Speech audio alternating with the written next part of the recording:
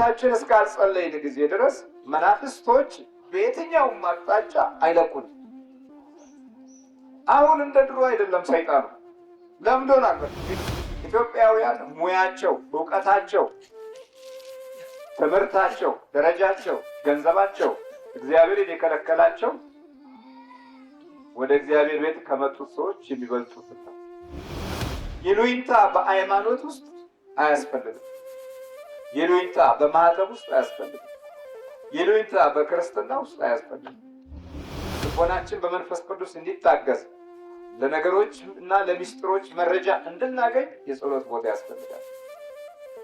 ዛሬ ለዚህ ቤት መዳን ሆኖለታል አለ። አያችሁ፣ ቤትም በሽተኛ ነው ማለት ነው።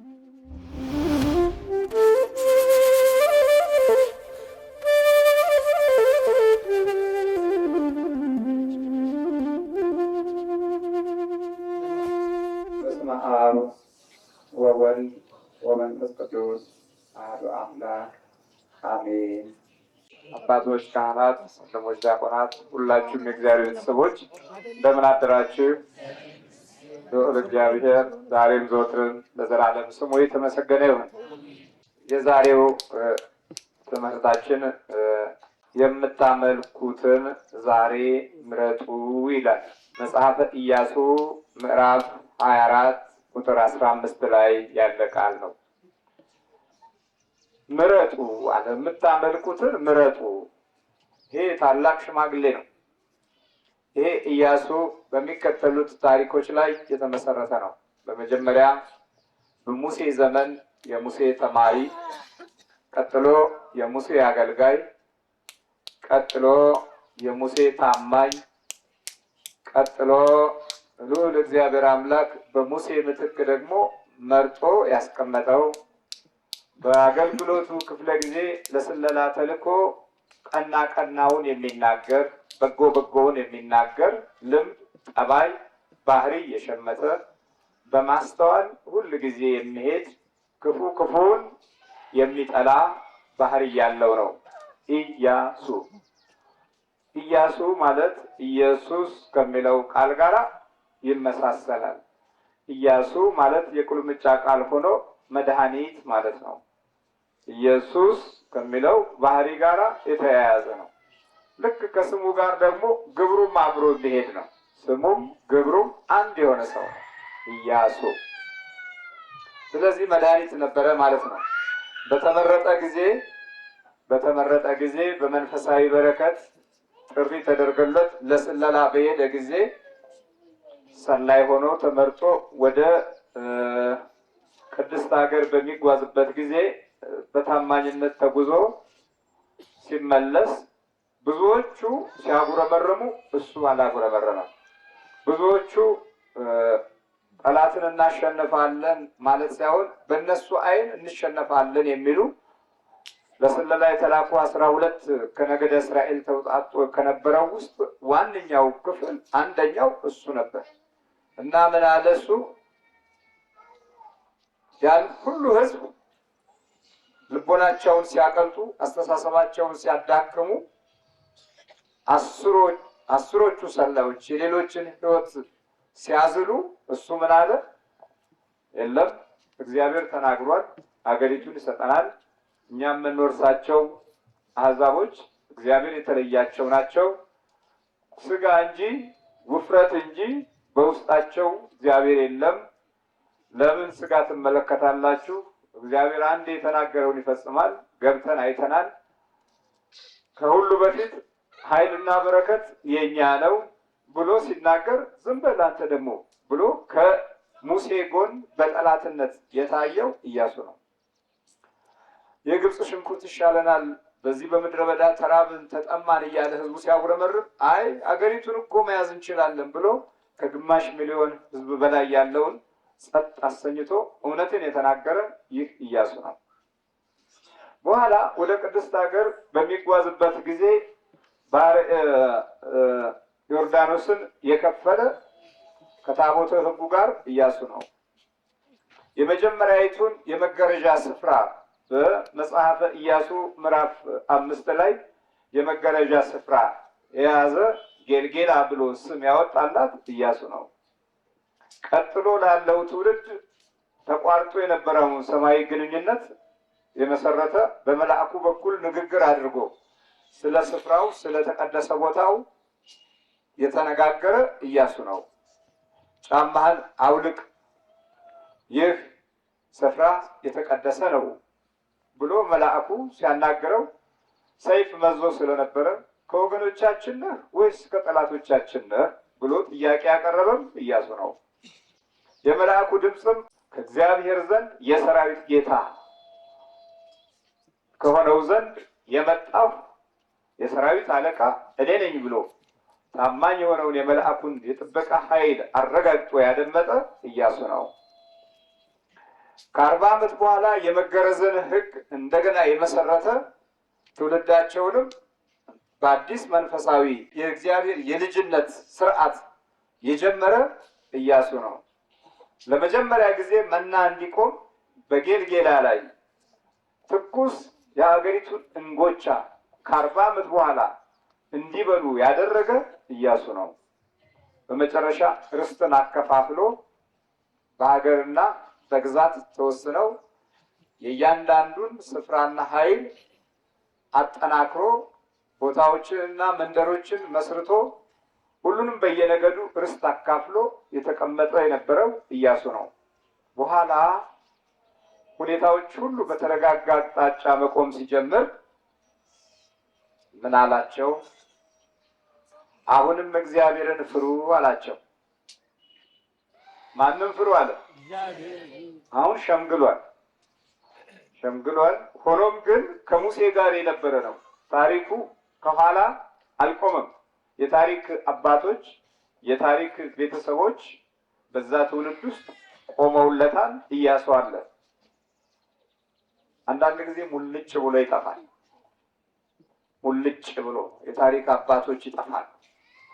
የታሪክ ሰዎች ይጠፋሉ። እውነት የሚናገሩ፣ ክብርን የሚናገሩ፣ ሞገስን የሚናገሩ ይጠፋሉ። ሽማግሌም አብሮ ይጠፋል። ስለዚህ አሁን የመጥፊያው ዳርቻ ላይ ደርሷል። አሁን ኢያሱ ደከመ፣ አረጀ፣ ብዙ ጉዞዎችን አከናወነ። የእስራኤል ሕዝብ ባለውለታ ነው። የአመራሩ ስልት ውስጥ እንቅፋት ቢኖርም አልፎ አልፎ በሚፈጸሙት ነገሮች ሁሉ በጣም ይቆጫል፣ ይገስጻል። ተው እንዲህ አይደለም ይላል። አንዳንድ ጊዜ የልጅነት አስተሳሰብ ብዙ ነገሮችን ያበላሻል። ከኋላ ባሉት ዱካዎች ላይ ረጋ ብሎ ለማስተዋል ወጣት የሆነ ትውልድ 4 ነገር ይጠበቅበታል። አንደኛ ከኋላ ማስተዋል አለበት። ሁለተኛ ከፊትም ማስተዋል አለበት። ሶስተኛ ከእግዚአብሔር መጠየቅ አለበት። አራተኛ እውነተኛ የሆኑ የታሪክ እውነታዎች ላይ ልቡን ማሳረፍ አለበት።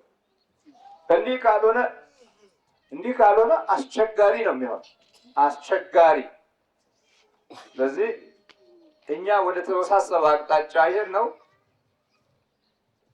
በዘመኑ ልምድ ያላቸውን አባቶች ፈነገልናቸው፣ አስወገድናቸው። ማስወገድ በራሱ የቀደሙትን ማስወገድ በራሱ ትልቅ እውቀት እንደሆነ አድርገው ተገነዘቡት። እንግዲህ ብቻውን ወጣቱ ብቻውን የተለየ ኃይል ፈጣሪ ሆኖ አብዮተኛ ሆነ። ከዛ በኋላ ያሉት ድክመቶች እስካሁን ባሉት ነገሮች ሁሉ አልተስተካከሉም። ስለዚህ ኢያሱ ምን አለ? አሁንም እግዚአብሔርን ፍሩ፣ በፍጹምም በእውነተኛም ልብ አምልኩት። ትንሽ ወደኋላ እየተመለሰበት ነው። በዘመኑ እያየ ነው፣ ቅር እያለው ነው። ኢያሱ እንደጠበቀው የሚሆን ትውልድ ሊሆን እንዳልቻለ እያየው ነው። ስለዚህ የመጀመሪያው ኃይለኛው ጥያቄ እግዚአብሔርን ፍሩ የሚል ነው። አሁን ድፍረት የተሞላበት መንገድ እየሄዱ ነበረ ማለት ነው። ህዝቡን ሰበሰበ፣ የመራቸውን በሙሉ ያሻገራቸውንም፣ የደከሙትንም፣ የበረቱትንም አዲሱንም ትውልድ እዛ በምድረ በዳ ሸለፈቱን አስወግዶ በግርዛት ለእግዚአብሔርና ለአብርሃም ዘር እንሆናለን ብለው ቃል የገቡትንም የቃል ኪዳን ልጆች ሁሉ ሰበሰበና የመጀመሪያው ጥያቄ፣ የመጀመሪያው ምክር፣ የመጀመሪያው እንቅስቃሴ አሁንም እግዚአብሔርን ፍሩ። አሁንም ነው እኮ የሚለው። አሁንም እግዚአብሔርን ፍሩ። አሁንም የሚለው ቃል ምን ማለት ነው? አንደኛ ቅሬታን ለመግለጽ ከፊት ያለው ቃል ያስገነዝባል። ሁለተኛ አሁንም ወደ ኋላችሁ አስተውሉና እንደ ቀድሞው መንፈሳዊ በረከት ላይ ቁሙ ለማለት ነው። አሁንም በተጨማሪ ዛሬውኑ እኔ በሕይወቴ ዘመን እያለሁ ምክሬን እና ሐሳቤን ተቀበሉ፣ አሁንም እግዚአብሔርን ፍሩ። በኋላ በእውነተኛ ልብ አምልኩት አለ። ደግሞ ቀጠለች። በምን ልብ? በእውነተኛ ልብ። በእውነተኛ አካል አይደለም ያለው። በእውነተኛ እጅ አይደለም ያለው። በእውነተኛ አፍ አይደለም ያለው። በእውነተኛ ቋንቋ አይደለም ያለው። በእውነተኛ ልብ እግዚአብሔርን አምልኩት። አባቶቻችሁም በወንዝ ማዶ በግብፅም ውስጥ ያመለኳቸውን አማልክት ከናንተ አርቁ አለ። ሌላ አማልክት ገብተዋል ማለት ነው። እዚህ ጋር ሲናገር ሌላ የተደበቀ ነገር ሾልኳል ማለት ነው። ሰይጣን ሁል ጊዜ አሾልኮ ለማስገባት የሚጠቀምባቸው መንገዶች ብዙ ናቸው። ዛሬ በጨሌው አሾልኮ ያስገባቸው ነገሮች በዛርነት ይሄው እየተጎዳን ነው። ያኛው በዛሩ በኩል ያለው ነገር ሲያበቃ ደግሞ ሌላ አይነት አለ። ሌላ አይነት አምልኮት፣ የትርፍ አምልኮት፣ ያልተገባይነት አምልኮት፣ የምቀኝነት አምልኮት፣ የሆዳምነት አምልኮት፣ የክፋት አምልኮት፣ የግፍ አምልኮት፣ የጠባብነት አምልኮት፣ የዘረኝነት አምልኮት፣ የልዩነት አምልኮት ቦታውን ይተካል። በአንድ አቅጣጫ ብቻ አይደለም መጠበቅ ያለብን። ስልቱን እንደየዘመኑ ትውልድ ባህሪውን ይለዋውጣል። ከዩኒቨርሲቲ ተቋም የወጣውን አያስጓራውም እኮ። እሱን ደግሞ ለብቻ ሌላ አይነት የአምልኮት ጠባይ ሊሰጠው ይዘጋጃል። ወይ እውቀቱን ያመልካል፣ ወይ ማምለክ ማለት እግዚአብሔርን መተው ማለት ነው። ማምለክ ማለት እግዚአብሔርን ትቶ ብቻውን ማምለክ ማለት ደግሞ ከልዑል እግዚአብሔር ጋር ሆነ ስትጾም፣ ስትጸልይ፣ ስትሰግድ፣ ጊዜ ለጸሎት ስትሰጥ፣ ቦታ ለእግዚአብሔር ስትሰጥ ማለት ይሄ ነው ማምለክ ማለት። ስትተውም ደግሞ የምታመልከው ነገር አለ። የተውከውን ነገር እግዚአብሔርን ከተውከው ሌላ የምታመልከው ነገር አለ። በግድ ታመልካለህ። በዚች ምድር ላይ ስንኖር የግድ እናመልካለን። ወይ ኑሯችንን እናመልካለን፣ ጉልበታችንን፣ አእምሯችንን፣ ሕሊናችንን፣ ልቦናችንን የሚጠይቅ ነገር ሁሉ አምልኮት ነው። ጊዜን እየጨረስክ ያለህበት ነገር ሁሉ አምልኮት ነው። ይሄንን ግልጽ ሊወጣ ይገባዋል እና ያመልኩትን አማልክት ከእናንተ አርቁ፣ እግዚአብሔርንም አምልኩ። እግዚአብሔርንም ማምለክ ክፉ መስሎ ቢታያችሁ አባቶቻችሁ በወንዝ ማዶ ሳሉ ያመለኳቸውን አማልክት ወይም በምድራቸው ያላችሁባቸውን የአሞራውያንን አማልክት ታመልኩ እንደሆነ የምታመልኩትን ዛሬ ምረጡ አላቸው። እኔ እያለሁ መቼ ምረጡ? ዛሬ እኔ እያለሁ አሁን ምረጡ አለ። አሁን ምን ሊያደርግ ነው? እነዚህ የአባቶቻችሁን አምላክ እግዚአብሔርን ታመልኩ እንደሆነ እመርቃችኋለሁ ነው። ግን አንድ ነገር እነግራችኋለሁ፣ እኔና ቤቴ ግን እግዚአብሔርን እናመልካለን አላቸው። እኔና ቤቴ እኔና ቤቴ ግን እግዚአብሔርን እናመልካለን። እንዴት ነው? ሁለት አይነት አምልኮት አለ ማለት ነው። አንደኛ ሲያመልክ እሱ፣ ሁለተኛ ደግሞ ቤቱ ራሱ እኔና ቤቴ ግን እግዚአብሔርን እናመልካለን። በቤት ውስጥ ያሉ ሰዎች ቤቱ የአምልኮት መግለጫ ሆነ ማለት ነው። ቤቱ የሰማይ ነገር መግለጫ ሆነ ማለት ነው። እኔና ቤቴ እግዚአብሔር ስሙ የተመሰገነ ነው። በቤታችንማ አላመለክንም እኮ እኔና ቤቴ እግዚአብሔርን እናመልካለን። በቤቱ የተወለዱት ልጆች ጭምር እናመልካለን፣ እንጸልያለን፣ ስሙን እንጠራለን፣ እናመሰግናለን። እኔና ቤቴ። ለዚህ ነው እኮ ጸሎት ቤት ያስፈልጋል ይባል። ስለዚህ ከዚህ አንጻር ቤትስ ችግር አለው ወይ ባንጸልይ? ሁልጊዜ ቤተክርስቲያን እየሄድን ብንጸልይስ እንላለን። አንዳንድ ጊዜ ደግሞ እንዲህ አይነት ጠባዮች እና ስሜቶች አሉ። ቤት በሽተኛ የሚሆንበት ጊዜ አለ። አሁን በቤት ውስጥ ያሉት አምልኮቶች ያልገለጥ ብለው ነው ልጆች አባት እናቶቻቸውን የማይሰሙት። ከ50ዎቹ እና በ40ዎቹ ዓመተ ምህረት አካባቢ በጣም ጥቂት ሰው ነበር የሚጸልየው። በቅንነትና በየዋህነት ነበር የሚኬደው። እምነት ብዙም እምነቱን ማንም እንዲነካበት አይፈልግም። ተምሮ ሳይሆን በሕገ ልቦናም ጭምር የሚያመልከው በጣም ብዙ ነበር። ማተቡን አክብሮ ይኖር የነበረው የተማረው ሳይሆን ያልተማረው ሕዝብ ጭምር ነበረ። ስለዚህ ጸሎት እየቀነስን እየተውን ስንመጣ ቤታችን ችግር ያለበት ሆነ። ቤታችን ብዙ ሁኔታዎች የተበላሹበት ሆነ። ስለዚህ እኔና ቤቴ እናመልካለን ብሎ ያ ታላቁ ኢያሱ ሲናገር የነበረው ታላቅ ቃል ከቤታችን የግድ የከበረ የጸሎት ስፍራ እና ቦታ መኖሩን ያረጋግጥልናል። ቤታችን እስካልጸለይን ጊዜ ድረስ መናፍስቶች በየትኛውም አቅጣጫ አይለቁንም። እርግጠኛ መሆን አለበት። እየሰማችሁ ነው? አሁን እንደ ድሮ አይደለም። ሰይጣኑ ለምዶናል። በቃ ቤቱን ለምዶታል፣ መኖሪያውን ለምዶታል፣ ግቢውን ለምዶታል፣ መውጫ መግቢያውን ለምዶታል። እንደውም በጣም የሚናፍቀው እረፍት የሚፈልገው እቤት ውስጥ ነው። ብዙዎቻችን እቤት ስንደርስ ድካም፣ ብዙ አይነት ችግሮች አወሳስቦ ለጸሎት የምንሰጠውን ቦታና ክብደት እንድንዘነጋው የማድረግ ችሎታው የዛኑ ያህል ሰፊ ሆኗል። በሉቃስ ወንጌል ምዕራፍ 19 ላይ የዘኪዮስን ሕይወት ስናይ ዘኪዮስ ኢየሱስ ክርስቶስን ለማየት ዛፍ ላይ የወጣ ታላቅ ሰው ነው። በተጨማሪ የፋይናንስ ሚኒስቴር ነው ማለት ነው። በቀራጮች በኩል ያለውን ስፍራና ግዛት በኃላፊነት የያዘ ሰው ነው። ትልቅ ሰው ነው። ግን ቁመቱ አጭር ነው። ዛፍ ላይ ወጥቶ ጌታን ለማየት ይሮጣል። ስልጣኔ አሁን አይሰራም ማለት፣ ማዕረጌ አሁን አይሰራም ማለት፣ እውቀቴ አሁን አይሰራም፣ የኃላፊነት ወንበሬ አሁን አይሰራም። የሚሰራውን እስቲ ታላቁን አምላክ ዛሬ ልይ ብሎ ቁመቱን ቢያደርግ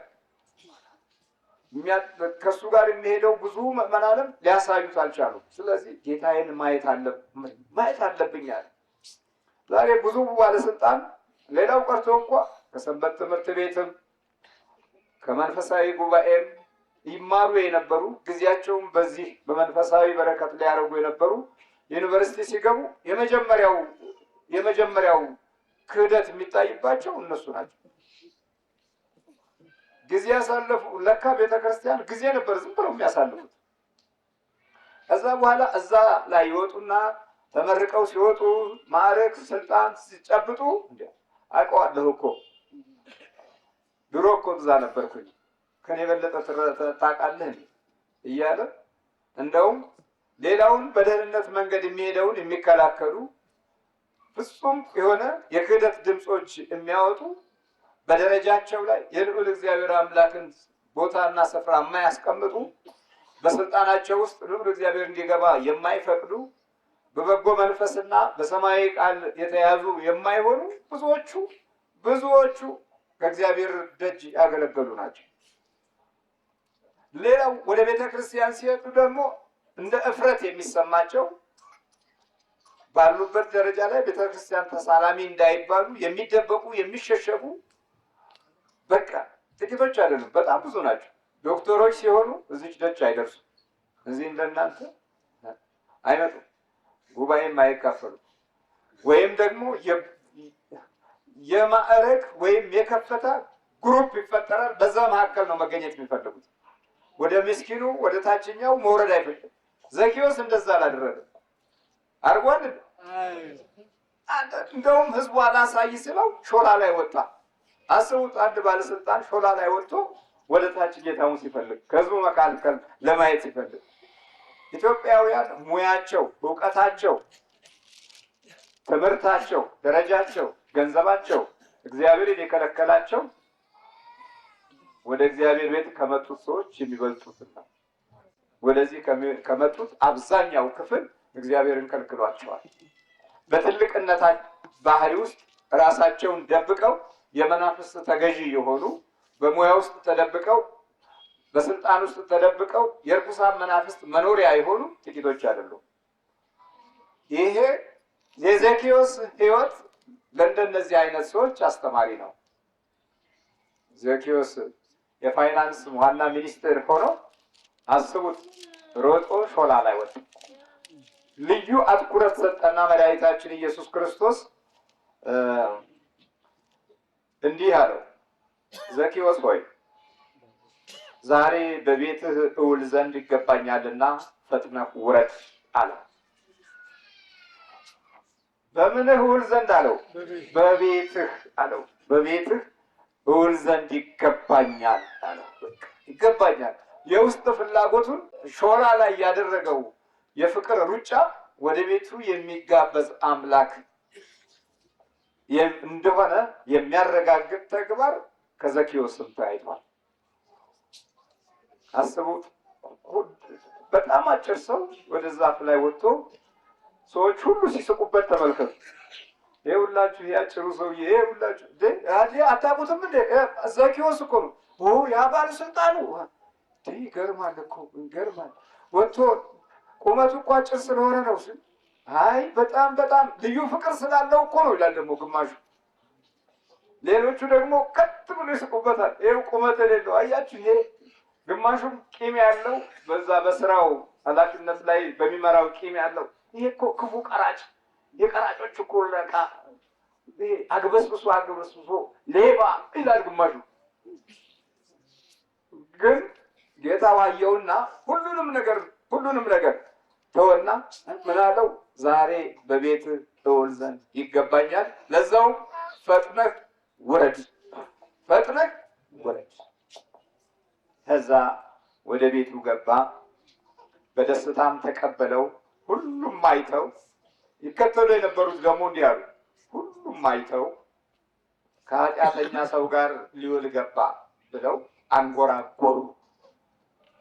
ይኸውላችሁ በፍለጋ ይለያያሉ። ይሄኛው ኃጢአተኛ ቢሆንም በፍለጋው በኩል የምህረት አምላክን ነው የፈለገው። ሰው ምን ይለኛል ብሎ ሾላ ላይ ከመውጣት አላቋረጠም። ይሉኝታ በሃይማኖት ውስጥ አያስፈልግም። ይሉኝታ በማህተብ ውስጥ አያስፈልግም። ይሉኝታ በክርስትና ውስጥ አያስፈልግም። ተመሳስለህ ኑር የሚል ባህሪ ያለው ትውልድ በኪሳራ ውስጥ ለመግባት በጣም ይፈጥናል። ተመሳስለህ ኑር በሁሉም ነገር። ሲራገሙ መራገም፣ ሲያሙ ማማት፣ ሲያሳድዱ ማሳደድ፣ ሲሳደቡ መሳደብ። ይሄ አቋም የሌለው ትውልድ ባህሪ እንደየሁኔታው እንደየነፋሱ እንገለባበጥ እንጂ አልሆነም የሚል ባህሪ ያለው ሰው በየትኛውም እንኳን በኑሮውም በሕይወቱም በገንዘቡም በባህሪውም ላይ ውሳኔ የሌለው ነው። ስለዚህ ዘኪዮስ እንዲህ አይነት ውሳኔ አልወሰነም። ስለዚህ ምን አለ? ከኃጢአተኛ ሰው ጋር ሊውል ገባ ብለው አንጎራጎሩ። ዘኪዮስ ግን ቆሞ ጌታ ሆይ ካለኝ ሁሉ እኩሌታውን ለድሆች እሰጣለሁ። ማንንም በሐሰት ከስሼ እንደሆነ 4 እጥፍ እመልሳለሁ፣ የበደልኩትንም እክሳለሁ። አሁን በጌታው ፊት ቆሞ ንስሐ ገባ። እነዛ ከኃጢአተኛ ጋር ሊውል ገባ አሉና ሁሉም ወደኋላ ተገፈጉ። አይ እንዲሁ ነው እንደ ለካ የተከተልነው አይ እያሉ በቃ ልቦናቸው በዘኪዮስ ቤት መግባት ኢየሱስ ክርስቶስ በዘኪዮስ ቤት መግባት ህሊናቸው ቆሰለ። በኋላ ምን አለ መድኃኒታችን ኢየሱስ ክርስቶስ? ኢየሱስም እርሱ ደግሞ የአብርሃም ልጅ ነው አለ። አሁን ምንድን ነው አለ? የአብርሃም ልጅ። አብርሃም ከሞተ እኮ ከ2000 ዓመተ ዓለም በፊት ነው። እርሱ የአብርሃም ልጅ ነው። የበደልኩትን እመልሳለሁ፣ የጎዳሁትን እክሳለሁ እያለ ሲናገር በፊቱ የአምላካችን መልስ ደግሞ ምን ሆነ? የአብርሃም ልጅ ነው። 4 እጥፍ እከፍላለሁ፣ ደግነትን ቸርነትን አደርጋለሁ ሲል ምን አገኘ? የአብርሃም ልጅ ነው። በኋላ ምን አለው? ዛሬ ለዚህ ቤት መዳን ሆኖለታል አለ። አያችሁ፣ ቤትም በሽተኛ ነው ማለት ነው። እሱ የአብርሃም ልጅ ሲሆን ቤቱ ደግሞ ዳነ። ዛሬ ለዚህ ቤት መዳን ሆኖለታል። አሁን እዚህ የሚመጡ የልክፍት መንፈሶች የት ነበራችሁ ሲባሉ እቤት ነበር ይላል። እቤት ቆየነው ይላል። እቤት አድፍጠን ነበር ይላል። ዛሬ ለዚህ ቤት መዳን ሆኖለታል።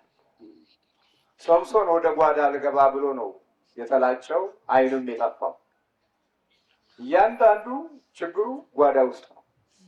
ዛሬ ለዚህ ቤት መዳን ሆኖለታል ሲባል እንግዲህ ቤትም በራሱ ተጽዕኖ አለው። አንዳንድ ሰዎች ሲያማርሩ በኪራይ ቤት የተወለዱትን ልጆች እዛ የተረገመ ቤት ተወልዶ እኮ ነው ይላል። የተወለደበትን ቦታ የእርግማን ማስታወሻ አድርገውም የሚቆጥሩ አሉ። እንዲህ ያለ ቦታ እኮ እሱ ተወልዶ ነው። ከዛ ደግሞ ደግ ሆኖ ቅን ሆኖ ስታይ እንዲህ ያለ ቦታ እኮ እሷ ተወልዳ ነው። የተወለዱበት ቦታ ለመውደቅም ለመነሳትም የቀደሙ አባቶች ይነጋገሩበት ነበር። በአሁኑ ወቅት እያንዳንዱ ቤት እስካልተጸለየበት ማመስገን እስካልቻልንበት ጊዜ ድረስ ጠዋትም ማታም በልዑል እግዚአብሔር ፊት የምንበረከክበት ክፍል ስፍራ ቦታ እስከሌለን ጊዜ ድረስ ከየትኛውም አይነት የጠላት ልክፍት ማምለጥ የማንችል መሆኑን በእርግጠኝነት መናገር እንችላለን። ለምን? ሰው ወደ ምቀኝነት ነው ያደገው እንጂ ወደ ደግነት አይደለም። ወደ መንፈስ ክፋት ነው እንጂ ወደ በጎ ምሕረት አልመጣም። ከትምህርት ቤት ጀምሮ ከትናንሽ ሕፃናት ጀምሮ ለልክፍት እንዲጋበዙ የሚያበረታቱ እንጂ ለሞገስና ለጸጋ ኃይል እንዲጨምር የሚያበረታቱ ሰዎች የሉንም። ስለዚህ የሚድን ቤት ያስፈልገናል። እንደዛ ከሆነ ደግሞ ዛሬ በአንተ ቤት እውል ዘንድ ይገባኛል የሚለውን የመድኃኒታችን የኢየሱስ ክርስቶስ በጎ ፈቃድና ኃይል በቤቴ ይሄው የምንል የጸሎት ስፍራ ያስፈልገናል ማለት ነው። የጸሎት ቦታ ያስፈልገናል። ነገሮችን በደንብ ለማስተዋል ግንዛቤያችን በተሻለ መንገድ እንዲቆም ልቦናችን በመንፈስ ቅዱስ እንዲታገዝ ለነገሮች እና ለሚስጥሮች መረጃ እንድናገኝ የጸሎት ቦታ ያስፈልጋል። የክፋት ልጆች የመተት እና የተንኮል ልጆች የሚመኙት እንዲህ አይነት ግፍ ውስጥ የሚገቡ ሰዎች የጸሎት ቦታ ስለሌላቸው ነው፣ ስለማይጸልዩ። እህል በልቶ ይተኛል። እህሉ በራሱ ያመጣጡ ያገባቡ ባህሪ ከገንዘቡ ጋር የተያያዘ ቀውስ አለው። የክፋት ገንዘብ እህል ይሸምታል። እህሉን ስትበላ በክፋት ገንዘብ ነው የገዛኸው። በፍጥነት ያ ከእንጀራህ ጋር ወደ ሰውነት ይገባል። ከዛ በኋላ በጎ እንዳታስብ የውስጥ መመሪያ የሚሰጥ ክፉ ኃይል ከገንዘቡ ጋር ገብቷል ነው። ለዚህ ነው አሁን የጸሎት ክፍል ያስፈልገናል። የመዳኛ ቤቱ መዳን አለበት። ሰዎች በሰላም ውለው እቤታቸው ሲገቡ ያነጫነጫቸዋል፣ ያበሳጫቸዋል፣ አንዳንዶቹን ያስለቅሳቸዋል፣ አንዳንዶቹን ያማርራቸዋል። በሰላም ውለው እኮ ቢሮ ሲስቁ ሲጫወቱ ይውሉና እቤት ሲገቡ ማደሪያ ማረፊያ ቦታ ላይ እረፍት ያጣል። ማዘኛ፣ መተከዣ፣ ክፉ ቃል መነጋገሪያ፣ ክፉ ባህሪ መግለጫ ሆኖ ቁጭ ይላል ቤት። አንዳንዶቹ ቤታቸውን እያማረሩ የሚኖሩ ጥቂቶች አለ። ምንድነው ይሄ ቤት እንዲህ ምንድነው ይላሉ። ሁሌ በምንድን ምላሽ የለውም። ጉዳዩ ግን ወይ በግራ ወይ በቀኝ በኩል የጠላት ኃይል ዲያብሎስ እዛ ቤት ገብቶ እረፍት እንዲከለክል ተመትቷል። አሊያም ደግሞ ገና ቤቱ ሲሰራ ብዙ አይነት የልክፍት ስራዎች ተከናውነውበታል። አንዳንዶቹ በመተተኞች በሚደረግ መመሪያ መሰረት ይሄን አርደህ ቅበርበት ይባላል። ለሀብት፣ ለስልጣን፣ ለማዕረግ፣ ለከፍታ። ግማሹ ይሄን አውሬ እንዲህ ያለ ቦታ ፈልግና በመሃሉ ቅበር ይባላል። ያ ሁሉ በጨለማ የተሰሩ ስራዎች ቤቱን አቁሞታል። ከዛ በኋላ ብርሃን በዛ ቤት ውስጥ ምን ይጠበቃል? የጅብ ጭንቅላት የቀበሩ ሰዎች አሉ። ህንፃውን ሲተክሉ ማለት ነው። በማ መመሪያ ነው ማለት ነው? በጠንቋይ መመሪያ። የጅብ ጭንቅላት ሲያስቡ ጅብ እንዴት ቤት ውስጥ ይቀበራል? በኋላ ሁኔታው እየተበላሸ ሲመጣ ሰይጣን አስቸጋሪ ነው። ልክ ሲተኙ አሁን የሚል ድምፅ ይሰማል። መንፈሱ ነው፣ በመንፈስ ነው የገባው። የጅቡ ጭንቅላት ከመንፈስ ጋር ነው የያዘው። ጅቡ ሞተ እንጂ መንፈሱ አልሞተም። ምንድነው እዚህ ቤት የሚጮኸው? ምንድነው ሚስጥሩ? ትላለች ሚስቴትዮ። ሰውየውም ደግሞ ምንድን ያውቃል፣ ምንድነው ይላል አብሮ። ግን ሟርት ነው የተከናወነው። ልጆቹም ጅብ ይጮሃል ይላል። በተኙ ቁጥር ጅብ ይጮሃል ይላል። በፊት በሳምንት 1 ጊዜ ነበር። በኋላ በሳምንት 3 ጊዜ መጮህ ጀመረ። በኋላ ሁሉንም ቀን መጮህ ጀመረ። ከዛ ምን ያርገው ሰውየው? እንዳይናገር ሟርት ነው፣ ሀብት ነው። ምን ያርገው? ዛሬ ለዚህ ቤት መዳን ሆኖለታል። የታመመ ቤት አለ ማለት ነው። ከዛ በኋላ ሸጦት ሌላ ሰዎች ገቡበት። እነሱም ልክ በገቡ 3ኛው ቀን የሚል ስኒ ነው። የጅብ ጭንቅላት ነው፣ በሟርት የተሰራ ነው። እንዴት ከእንዲህ አይነት ቤት ደግሰው እንዴት ደግሰው ያድራል ሲሉ ያሁንም ይጮሃል። ሰውየውም መስማት ጀመረ። ኧረ ቤቱ እንደ ጅብ ይጮሃል። ጉድ እኮ ነው። ገዝቶታል፣ ይፈልጋል፣ መሳሪያ ይዞ ይፈልጋል። ሴትዮዋ በአንድ በኩል ትፈልጋለች። ልክ አልጋ ላይ ሲወጡ ይላል። ጉድ እኮ ነው። የወሬ ሰምተው መጡ። ቤቱ እንደ ጅብ ይጮሃል እያሉ በኋላ ጸሎት ቦታ አዘጋጁ። ምን አሉ? ጸልዩዋል። መመሪያ ሰጠው። ለጊዜው ዝም አለ። ምንም የለም፣ ድምፅ የለም። ይቆይና ከ2 ሳምንት በኋላ ሁሉም በአንድ አይነት ይሰማል። ሁሉም በአንድ አይነት። በኋላ በኢየሱስ ክርስቶስ ስም እዚህ ቤት ያለ መንፈስ ግባ በሉት እና በድንግል ማርያም ስም አስሬሃለሁ በሉት።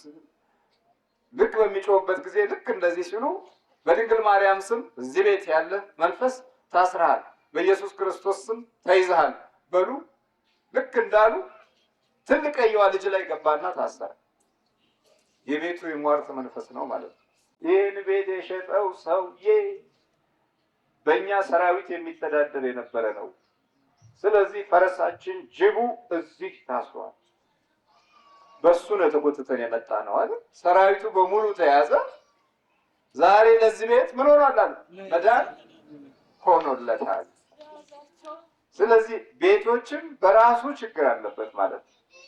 እንግዲህ እዛኛው ቤት በነበሩ ጊዜ ከ7 ከ8 ልጆች በላይ ተወልደዋል። 8 የኪሳራ ልጆች አፈራ ማለት ነው። ሰውየው ገንዘብ ነው ያየው። በትውልዱ ላይ የተጠላለፈ መንፈስ እንዳፈራ ግን ግንዛቤ የለውም። ስለዚህ እኔና ቤቴ አለ ኢያሱ፣ እኔና ቤቴ እግዚአብሔርን እናመልካለን። እዚህ ደግሞ ዘኬዎስን ምን አለው? አንተ የአብርሃም ልጅ ነህ፣ ዛሬ ለዚህ ቤት መዳን ሆኗል። ቤቶችም ችግር እንዳለው ግንዛቤ እንድንይዝ ነው። ስለዚህ የቤቶቻችንን ደህንነት ለመጠበቅ የጸሎት ስፍራ ያስፈልገናል። ትንሽም ብትሆን መንበርከኪያ እያንዳንዱ ቤተሰብ ጧትና ማታ የሚያመሰግንበት የሚጸልይበት፣ አባቶች ለልጆቻቸው ምስጋናን የሚያሳዩበት። መጸለይ ከጀመሩ ቢያንስ ክፋትን ይፈሩታል፣ አይደፍሩትም፣ እግዚአብሔርንም ይፈራሉ። ስለዚህ የጸሎት ስፍራ እስከሌለን ጊዜ ድረስ ኩር ብለን የምንመለከተው የህይወት አቅጣጫ ለደህንነት ስራ፣ ለሰላምና ለመልካም፣ ለተስፋና ለበረከት ራዕይ የወደቀውን ለማንሳት ያነከሰውን ለማቆም እንዲሆን እግዚአብሔር አምላካችን ይርዳል።